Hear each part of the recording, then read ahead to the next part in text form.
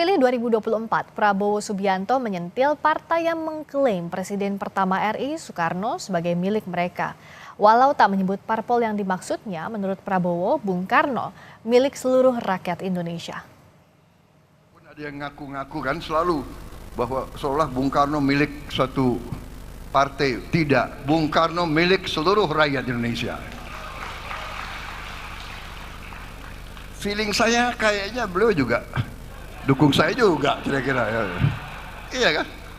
Yang saya perjuangkan apa yang beliau cita-citakan. Indonesia berdiri di atas kaki kita sendiri. Indonesia tidak mau jadi darah bagi bangsa lain. Presiden terpilih 2024, Prabowo Subianto membantah klaim partai yang merasa Presiden pertama RI Soekarno sebagai milik mereka. Saat menghadiri acara BIMTEK dan Rakornas Pilkada Partai PAN, Kamis malam, Prabowo tegas menyatakan Bung Karno milik seluruh rakyat Indonesia. Prabowo juga memberikan pesan tajam bagi pihak lain yang tak ingin diajak kerjasama untuk jangan mengganggu. Saya akan berjuang terus bersama semua kekuatan yang mau diajak kerjasama. Yang tidak mau diajak kerjasama, tidak apa-apa. Kalau ada yang mau nonton di pinggir jalan, silahkan jadi penonton yang baik. Tapi kalau sudah tidak mau diajak kerjasama, ya jangan mengganggu. Orang lagi mau kerja kok. Kita mau kerja. Menanggapi pernyataan Prabowo, politisi PDI Perjuangan Deddy Sitorus menilai demokrasi membuka ruang bagi siapapun untuk memberikan masukan dan kritik meski berada di luar pemerintahan. Kalau itu yang dimaksud, itu sungguh kita sayangkan karena demokrasi kita ini kan memberikan hak bagi tidak saja individu tetapi juga kelompok masyarakat, bahkan organisasi non pemerintah, bahkan partai politik untuk memberikan masukan, kritik. Jadi kalau itu yang dianggap mengganggu, ya saya kira Pak Prabowo harus mengklarifikasi itu. Sementara menurut pengamat politik Burhanuddin Muhtadi, penggunaan kata mengganggu oleh Prabowo bisa ditafsirkan salah oleh pihak lain. Meski pihak tersebut punya tujuan yang sama untuk kepentingan bangsa, tetapi caranya berbeda. Tetapi memang kalau boleh menyarankan, pernyataan-pernyataan yang bisa disalah tafsiri oleh pihak manapun, termasuk oleh media, itu sebaiknya dikurangi.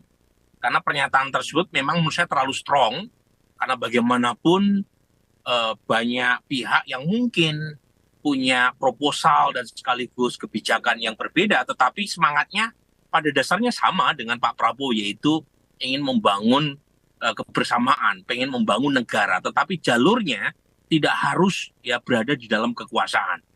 Nah, pernyataan dengan diksi mengganggu kan bisa disalah tafsiri oleh pihak yang mungkin punya pendapat yang berbeda jauh dengan apa yang dimaksud oleh Pak Prabowo.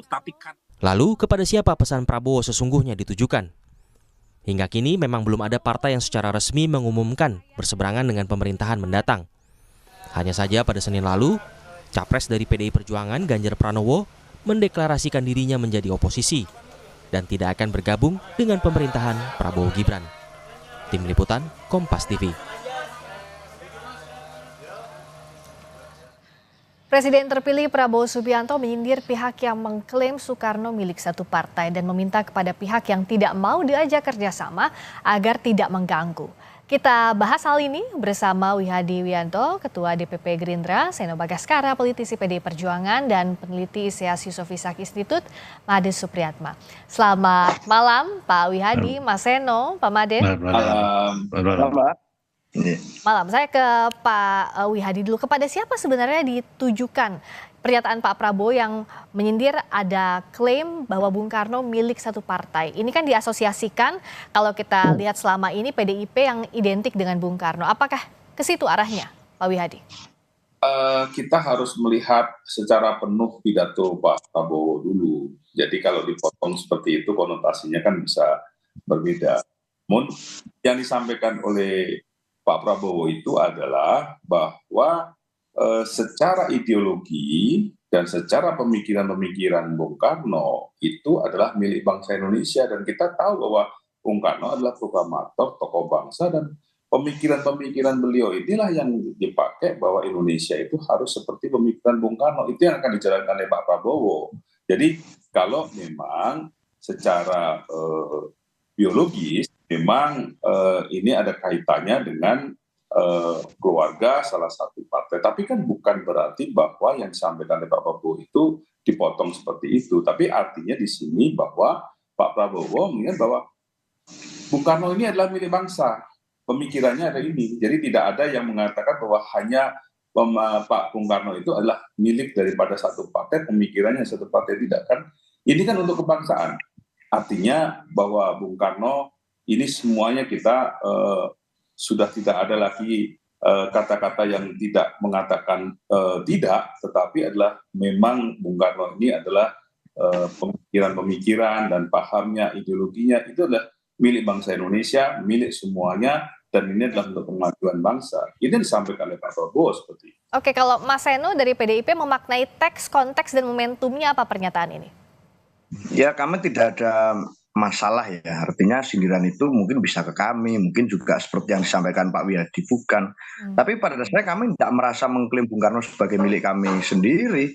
Selama ini kami menempatkan, berusaha memperjuangkan agar pemikiran Bung Karno itu memang menjadi arus utama dari pemikiran pembangunan bangsa.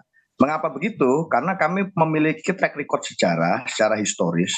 Di masa pemerintahan Orde Baru terdapat proyek politik desoekarnoisasi yang demikian luar biasa terjadi pada Bung Karno.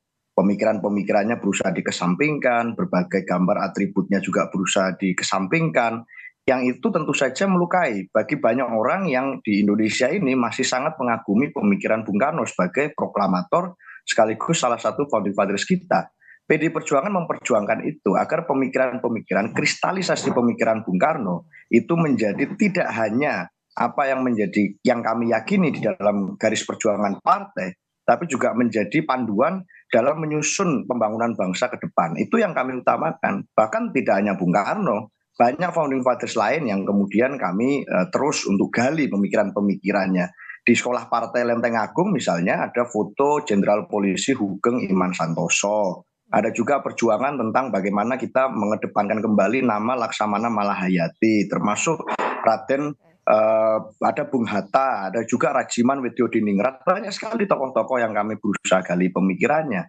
Masalah Bung Karno menjadi satu esensi pemikiran dasar yang melandasi segala gerak perjuangan, itu karena kami merasa bahwa pemikiran Bung Karno lah yang paling relevan terhadap bagaimana persoalan bangsa ini harus diatasi. Tapi Bung Karno memang milik semua orang, tidak hanya milik satu dua partai, tidak hanya satu dua kelompok. Kami sepakat dalam koridor berpikir itu. Sama dengan misalnya PAN. PAN itu logonya matahari. Apakah kemudian matahari itu hanya milik PAN?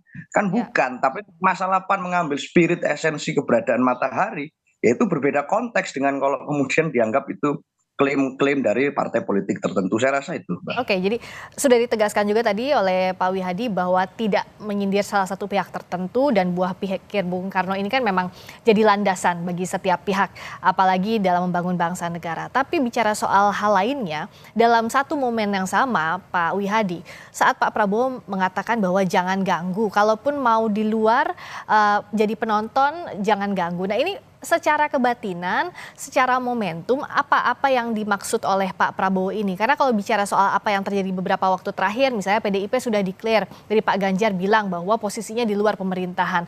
Apakah dengan posisi adanya oposisi dan di dalam pemerintahan ini yang dimaksud Pak Prabowo, atau seperti apa, Pak Wihadi? Jadi begini, itu kan dipotong-potong seperti itu. Jadi begini, maksudnya Pak Prabowo itu adalah bahwa pemerintahan yang sekarang ini adalah pemerintahan yang memang bekerja untuk rakyat dan mengajak kepada seluruh anak bangsa itu untuk berpartisipasi. Namun demikian, Pak Prabowo mengingatkan bahwa jangan mengganggu, walaupun dengan mengatakan bahwa ini demokrasi, memberikan masukan boleh, ya kan?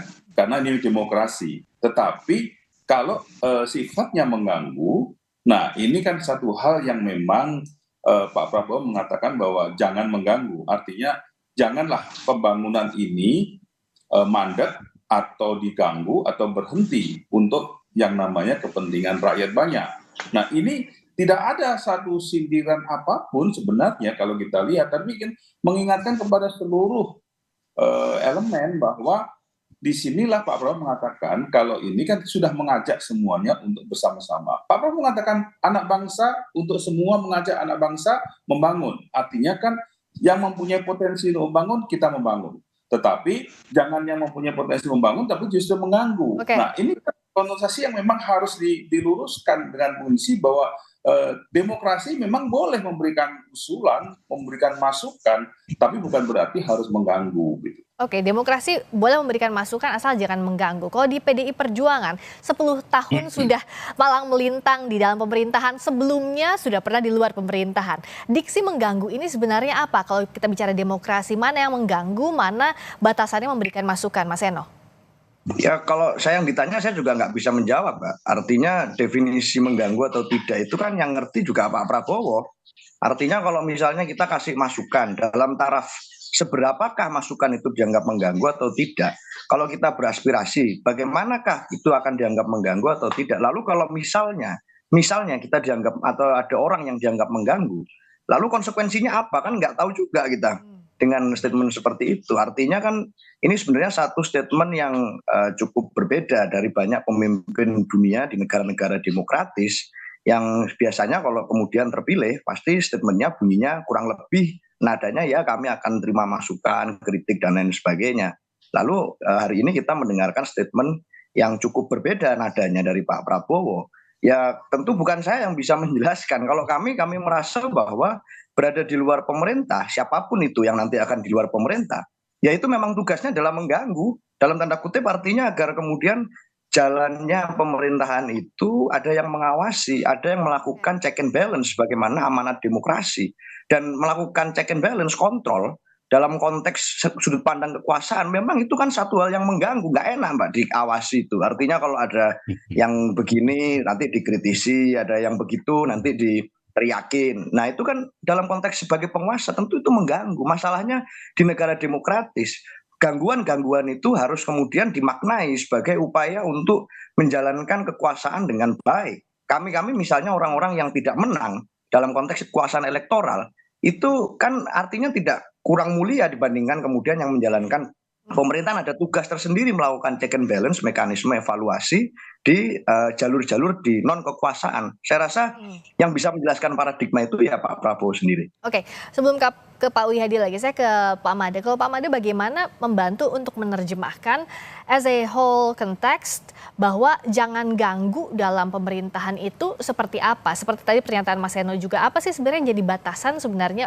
tolok ukurnya mana yang mengganggu, mana yang berupa masukan dari pihak yang ada di luar pemerintahan?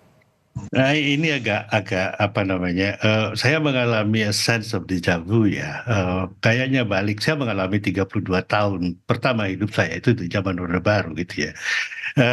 Diskurs ini, kata-kata ini muncul lagi gitu ya, sehingga saya sendiri mengalami kayaknya kenapa ini sudah hilang beberapa saat, tetapi kenapa ini kembali gitu ya. Saya ada di tim Majelis Pengetahuan YLBHI. Dan kami menerima begitu banyak pengaduan ya di seluruh kantor-kantor LBH di seluruh Indonesia tentang ya para petani, para buruh, para pekerja dan lain sebagainya, itu banyak kasus. Dan kami tentu harap bersuara lain gitu ya. Nah, kalau ini seperti kemudian kami memprotes, kami melayangkan surat, kami kemudian berdemo, kami kemudian melakukan agitasi dan lain sebagainya, apakah ini akan dianggap mengganggu gitu ya? Kami memobilisasi, jelas, ya itu kebutuhan kami untuk ini. Dan terus kemudian sejauh mana itu mengganggu? Dan dalam soal ini juga partai politik, saya mendukung bahwa ada oposisi. Bagus sekali ada oposisi dan memang tugas kita untuk mengawasi. Pemerintah itu harus accountable. Kalau accountability ini dianggap sebagai sebuah gangguan, lalu di mana demokrasi gitu ya. Jadi saya sepakat dengan rekan saya yang kebetulan juga sesama fellow di Aisyah, Mas Burhan yang tadi ditampilkan bahwa diskurs seperti ini, kata-kata seperti ini tolong di tone down, dipersedikit gitu ya. bahwa terus kemudian apa-apa kritik dan lain sebagainya dianggap sebagai upaya memecah belah gitu ya. Sering sekali saya dengar seperti begitu dari pihak yang menang pemilu sekarang gitu ya. Jangan terlalu tipislah kupingnya, tebalkan sedikit kupingnya untuk mendengarkan bahwa memang ada masalah. Ya, dan sebagai orang yang menjalankan kekuasaan itu selalu tidak sempurna. Kita butuh pengingat gitu ya. Nah, terus kemudian soal Bung Karno gitu ya. Kan menurut saya itu cuma retorika saja. Saya ingat dengan guru saya Ben Anderson yang menulis buku tentang pemfosilan ajaran-ajaran Bung Karno. Kita melakukan beauty contest dalam pemujaan terhadap Bung Karno, tetapi tidak ada orang yang benar-benar menggali pemikirannya, menjadikan inspirasi pemikirannya, menjadikan ini sebagai dasar kebijakan. Bahkan partai yang mengklaim diri sebagai partainya Bung Karno sendiri, ini kritik saya terhadap PDIP, itu mendukung undang-undang Omnibus Law. Nggak masuk akal karena sangat bertentangan dengan marxisme. Lalu di mana? Jadi menurut saya kalau memang mau kembali menjadi oposisi, PDI harus kembali kepada P-nya yang terakhir, perjuangan. Itu yang marxisme itu harus diterjemahkan ke dalam situasi sekarang. Tidak terlalu persis, tetapi ya kita tidak melakukan beauty contest untuk memuja Bung Karno dengan membuat begitu banyak monumen dan sekarang terakhir 350 miliar untuk bangun monumen. Menurut saya cara berpikirnya yang ini. Jadi ada paralel di sini antara bagaimana menjadi orang di luar pemerintahan, dan terus kemudian bagaimana kita harus menerjemahkan satu ajaran, satu pemikiran, satu ide. Tadi soal pemikiran Bung Karno sudah dijawab oleh Pak Made, termasuk juga soal diksi jangan ganggu. Nah, agar sebagai satu konteks yang utuh, tadi Pak Wihadi sudah menyampaikan di awal bahwa jangan sampai mengganggu jalannya pembangunan. Nah, tapi pertanyaan Mas Seno juga tadi, bagaimana batasannya yang mengganggu dan tidak? Nah, ini silahkan diluruskan seperti apa dan apa konsekuensinya jikalau jadi pihak yang dianggap mengganggu itu, Pak Wihadi? Jadi begini, kalau kita melihat sistem demokrasi ini kan ada memang diberikan ruang untuk melakukan koreksi dan melakukan perbaikan-perbaikan. Demokrasi selalu memberikan ruang dan kita sendiri menganut demokrasi itu memberikan ruang. Ada wadahnya di mana kita harus menyampaikan pendapat kita, ada ketidakbenaran dalam pelaksanaan di lapangan, pelaksanaan dalam program itu. Namun dalam hal ini mengganggu itu kan berarti kan kita ada yang namanya bahwa gangguan-gangguan terhadap pemerintahan. Nah, ini kan artinya menghambat pembangunan. Pembangunan itu kan kalau sudah kita simpulkan bahwa dengan wadah yang ada, dengan adanya corong-corong yang kita berikan, itu ada disampaikan secara demokrasi. Ini terbuka ruang. Pak Prabowo seorang demokrasi dan dia juga membuka ruang kepada demokrasi, tapi mengingatkan kepada kita bahwa pada saat kita menyampaikan pendapat bahwa apa yang kita sampaikan ini adalah untuk pembangunan, bukan untuk mengganggu. Nah, ini satu-satu yang disampaikan oleh Pak Made tadi, ada apa yang disampaikan artinya mungkin banyak aduan dan segala macam, dan itu endingnya kan adalah untuk pembangunan, bukan untuk mengganggu. Nah, kalau kita bicara mengenai masalah mengganggu, itu tentunya sudah jelas bahwa gangguan dengan yang namanya masukan itu tentunya kan bahwa kita memberikan satu gangguan, tapi kalau tidak memberikan solusi itu kan sama aja mengganggu. Tetapi kalau kita menyampaikan bahwa apa yang disampaikan usulan ini dan memberikan solusi jalan keluarnya terhadap apa yang tidak benar, itu artinya bahwa ini memberikan masukan. Artinya kan kita bicara solusi di sini. Solusi yang ada artinya itu adalah kita tidak mengganggu, tetapi tidak memberikan solusi, tapi hanya mengatakan ini nggak boleh, ini salah, tetapi tidak memberikan solusi. Solusinya apa? Nah, inilah yang namanya komunikasi dan demokrasi. Itu terbuka ruang bahwa kita ada komunikasi, bukan gangguan. Nah, ini adalah merupakan satu hal yang mesti harus kita pahami bahwa tidak semuanya bahwa Pak Prabowo mengatakan jangan mengganggu itu seakan-akan sudah akan mematikan sistem demokrasi kita. Tidak seperti itu. Tetapi pasti ada jalurnya, ada wadahnya yang kita sampaikan dalam pembangunan itu, artinya tidak dalam mengganggu. Oke, singkat saja Mas Seno, apa pesan dari oposisi soal jalannya pemerintahan nanti agar tidak menghambat demokrasi? Ya, kita belum ada deklarasi resmi menjadi oposisi, Mbak. Artinya Keputusan politik berada di luar atau di dalam itu akan diputuskan nanti pasca rakernas di akhir bulan. Tetapi pada dasarnya di partai kami diajarkan bahwa yang harus dipegang teguh adalah konstitusi. Dan itulah yang jadi pijakan aturan main. Jadi nggak main kemana-mana. Artinya nggak mikir juga kita, kritik harus berlandaskan solusi, harus segala macam. Ini kan tafsirnya Pak Wiyadi mungkin bisa berbeda dengan tafsirnya teman-teman yang lain. Ada lagi tafsir yang lain lagi. Tapi kalau kami simpel saja. Kami ingin berpegang pada konstitusi. Selama konstitusi memberikan ruang itu, selama konstitusi mengizinkan itu terjadi, ya kami akan lakukan kalau itu artinya berpihak pada kepentingan ideologis atau kepentingan rakyat yang lebih besar. Maka kami berterima kasih pada masukan dan kritik Pak Made tadi. Artinya ke depan nanti dengan ungkapan atau statement dari Pak Prabowo, harapannya pemikiran Bung Karno tidak hanya menjadi PR atau tugas ideologis dari PDI Perjuangan untuk berusaha dibumikan, tetapi secara implementatif dan regulatif juga menjadi concern dari seluruh partai politik yang lain dengan statement politik Pak Prabowo. Harapan kami tentu itu bisa terjadi dalam koridor konstitusional. Terima kasih, Pak. Dan singkat saja ini lain, Pak Made, inilah yang harus dijaga oleh pemerintahan nanti ya, menjaga check and balances. Ya, saya kira itu yang menjadi ini utama, tetapi juga tidak kadang-kadang bukan kami tidak saya di masyarakat sipil ya, kami menawarkan solusi, tapi selalu bahwa solusi itu kan itu bukan solusi, selalu solusi kami itu selalu bertabrakan dengan kepentingan mereka yang berkuasa. Nah, di sini jadi permasalahan dan kami menjaga sekali bahwa kepentingan orang bawah yang seringkali bertentangan dengan kepentingan penguasa itu bisa dijalankan, bisa juga didengarkan. Di sini masalahnya saya kira. Jadi solusinya kami jelas punya solusi. Gitu. Baik. Ya. Jadi keseimbangan menjaga negara di dalam pemerintahan dan juga di luar pemerintahan ini diharapkan bisa berjalan seimbang di pemerintahan mendatang. Ya. Dan ini akan diawasi oleh berbagai pihak. Terima kasih Pak Wiyadi, terima kasih Mas Seno, terima kasih Pak Made. Selamat malam.